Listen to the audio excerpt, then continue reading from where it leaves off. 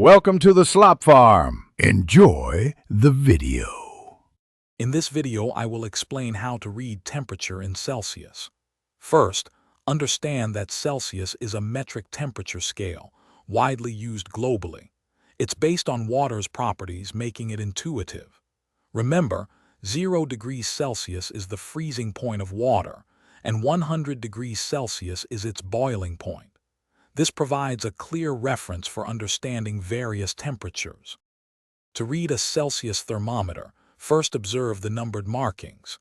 Each major line usually represents 10 degrees, with smaller lines indicating single degrees. Find the top of the colored liquid column, often mercury or alcohol. The number directly next to this point is your temperature reading. Ensure your eyes are level with the liquid for accuracy. Let's look at some common Celsius temperatures. A pleasant room temperature typically falls between 20 and 22 degrees Celsius. If you have a fever, your body temperature might be 38 degrees Celsius or above. Anything below 0 degrees Celsius indicates freezing conditions, so dress warmly.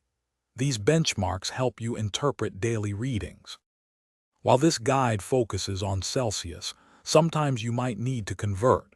To change Celsius to Fahrenheit, multiply the Celsius temperature by 1.8, then add 32. For instance, 20 degrees Celsius becomes 68 degrees Fahrenheit. This simple formula helps bridge the two common temperature scales for quick understanding. Thanks for watching. Consider subscribing if we helped you today.